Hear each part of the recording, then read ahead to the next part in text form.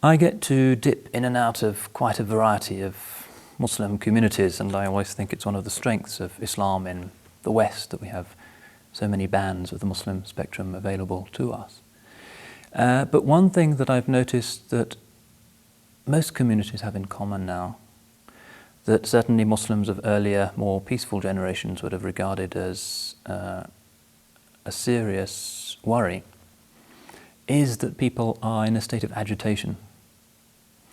When I became Muslim 21 years ago, one of the things that attracted me and held my attention was the peacefulness, serenity and acceptance of ordinary Muslims.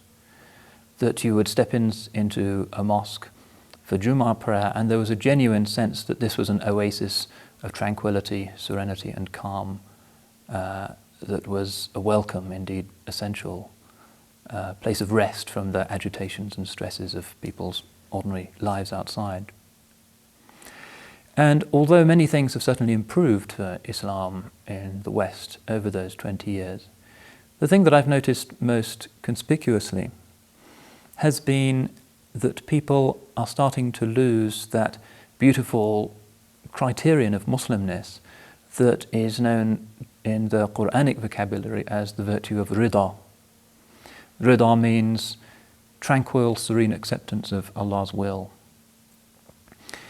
And it's alarming, I think, that Muslims should feel so agitated, disturbed by the state of today's world. Not that they should approve of today's world. In fact, it would be a worrying indictment of the legitimacy of the religion if the modern world outside were to approve of us. We complain about negative stereotypes and hostility, but in fact that's always been the way of the believers against the uncomprehending outside world. That, in a sense, is a sign of our legitimacy, not something that we should worry and campaign against, although obviously false information has to be corrected.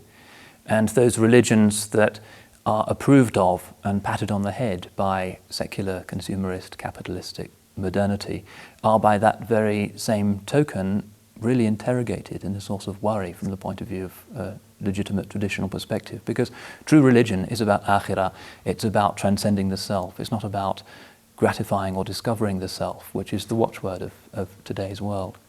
So we should be proud that the modern world doesn't like us. That's a sign of authenticity. Nonetheless, it's also the case that Muslims, when they view this incomprehension or hostility from the outside world, don't find solace in the traditional virtue of rida in the way that often we did.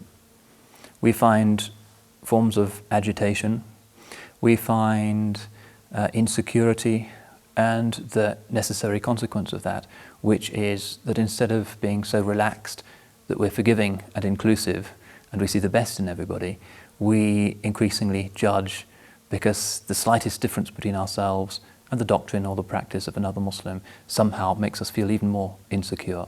We want the religion to be an oasis of monolithic consistency that gratifies our sense of insecurity. Now that's very dangerous for communities because the religion itself is supposed to provide a sense of absolute constant assurance and relaxation and serenity that everything that happens is by the will of Allah subhanahu wa ta'ala. This is at the core of the Quranic message. It's a necessary consequence of Tawheed that Allah is not just the one who winds up the cosmic clock at the beginning of creation like an 18th century deistic God and just lets it happen. So we have to be profoundly agitated by the vicissitudes of time. Allah is the one who is not just Al-Khaliq but Al-Khallaq. He is the one who is constantly creating at every moment. There is nothing that is not the direct consequence of the divine power. هُوَ الْقَاهِرُ فَوْقَ عِبَادِهِ. He is the one who is overwhelmingly powerful over the actions of his slaves. وَمَا رَمَيْتَ إِذْ رَمَيْتَ وَلَكِنَّ اللَّهَ رَمَى. You did not throw or you did not shoot the arrows when you shot the arrows, but it was Allah who did that. And this is one of the reasons for the extraordinary solidity of Islamic theology, that we don't have a realm of the action of God and a realm that is the realm of some alternative dark force, a satanic force that almost is as powerful as Allah subhanahu wa ta'ala, that the world is a cosmic battle between good and evil.